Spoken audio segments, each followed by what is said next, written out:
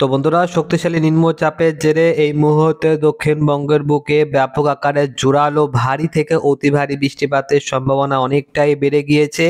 এই মুহূর্তে দাঁড়িয়ে নিম্নচাপের আশঙ্কা একখানা বড়সড় রয়েছে এবং বেশ ভালো মতনই ভারী বৃষ্টিপাতের সম্ভাবনা রয়েছে।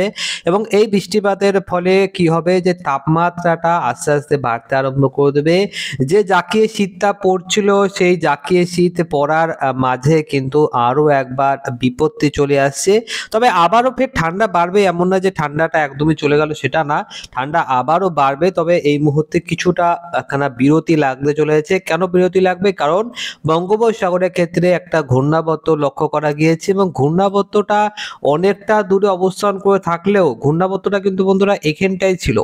এবং এই ঘূর্ণাবর্তটা ঘূর্ণিঝড়ে পরিণত হয়নি, ঠিক আছে, কিন্তু এটা তামিলনাড়ু, করাইকাল, পুদুচেরি এখানটায় দিকে এগিয়ে আসা এবং এখানে থাকারই সম্ভাবনা ছিল।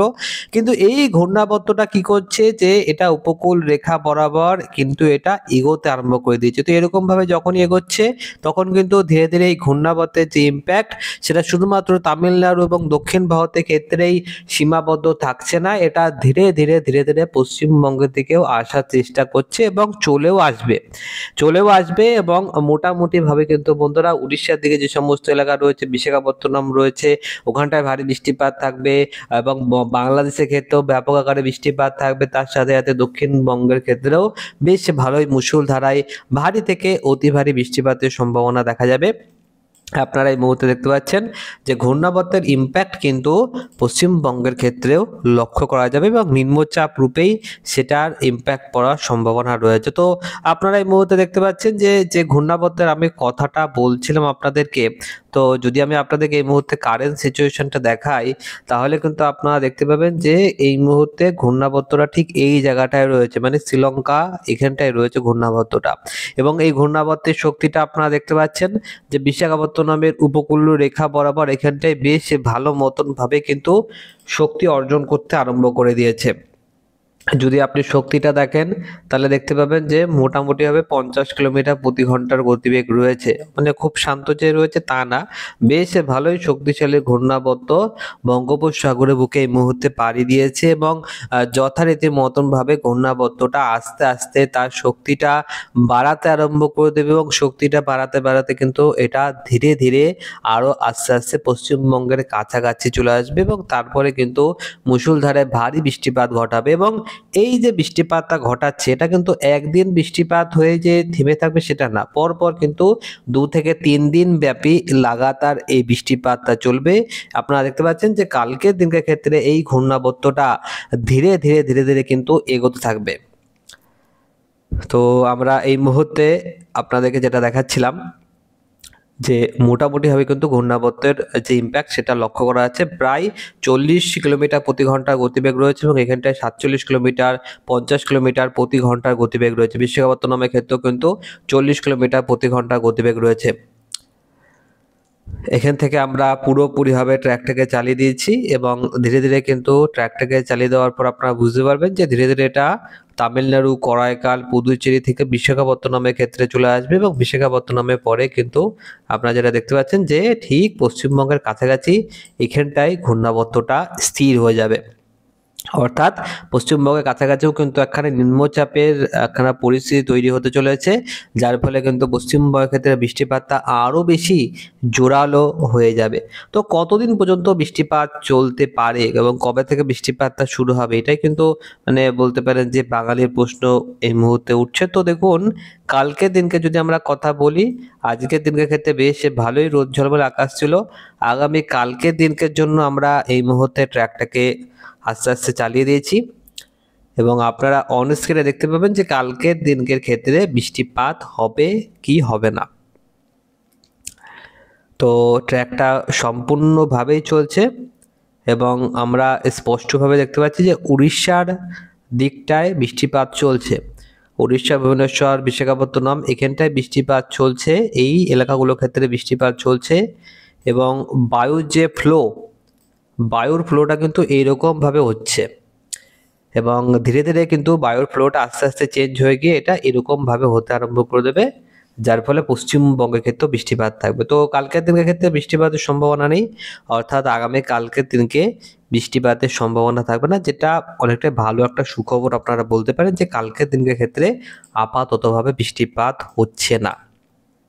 তবুও আমরা যদি বৃহস্পতিবার দিনকের কথা বলি, বৃহস্পতিবার দিনকের ক্ষেত্রে কিন্তু উড়িষ্যায় বৃষ্টিপাত শুরু হয়ে যাবে, যেখানে উড়িষ্যার বালাসোর, জয়সলমের, বারিপদ এগুলো এলাকাগুলোর ক্ষেত্রে বৃষ্টিপাত হবে এবং উড়িষ্যার ক্ষেত্রে বৃষ্টিপাত শুরু হয়ে যাওয়া মানে কিন্তু পশ্চিমবঙ্গের ক্ষেত্রেও কিন্তু আর মাত্র কয়েকটা ধাপ বাকি, তারপরে পশ্চিমবঙ্গের ক্ষেত্রেও বৃষ্টিপাতটা শুরু হয়ে যাবে। তো আপনারা অন স্ক্রিনে দেখতে পাচ্ছেন যে পূর্ব মেদিনীপুর এলাকাগুলোর ক্ষেত্রে বৃষ্টিপাত হচ্ছে, বাংলাদেশের ক্ষেত্রে এখনো পর্যন্ত বৃষ্টিপাত শুরু হয়নি।